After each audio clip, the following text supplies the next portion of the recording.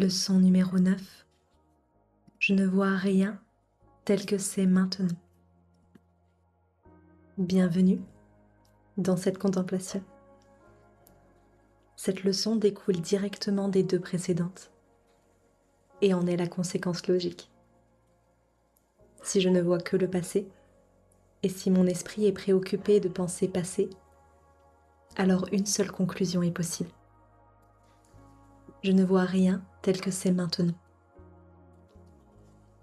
Le cours reconnaît que cette idée peut être acceptée intellectuellement, sans pour autant être réellement comprise. Et cela n'est pas un problème.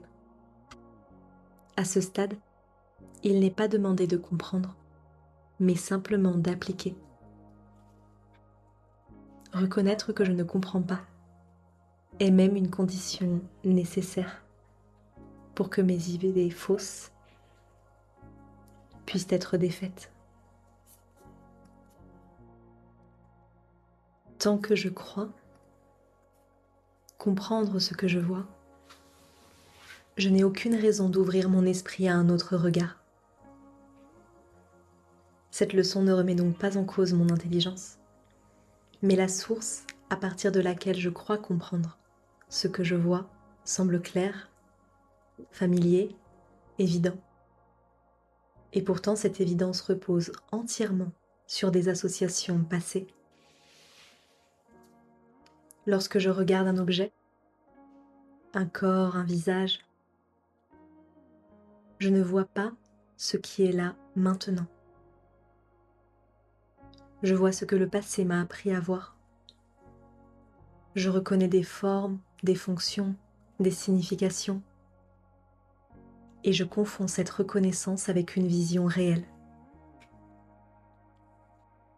Le présent, tel que le cours l'emploie ici, n'est pas un instant du temps entre un avant et un après.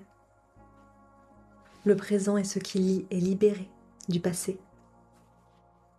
Et tant que le passé gouverne ma perception, le présent reste voilé. C'est pour cela que cette idée peut être troublante. Elle remet en cause la certitude que ce que je vois est réellement là. Il est difficile pour un esprit inexercé d'admettre que ce qu'il se représente si clairement n'est pas présent tel qu'il le croit. Cette résistance est normale. Elle n'empêche pas la pratique. Et ici, le cours est très clair.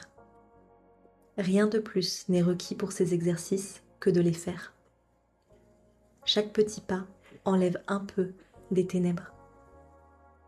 Et la compréhension viendra plus tard, lorsque l'esprit aura été suffisamment dégagé de ce qui l'encombre.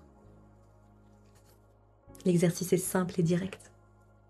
Je regarde autour de moi et j'applique l'idée à ce que je vois, sans faire de distinction et sans rien exclure volontairement.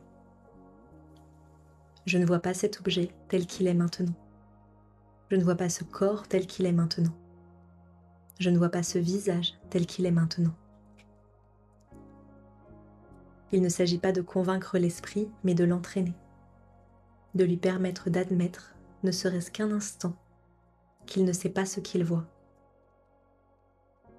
Et cette honnêteté est essentielle.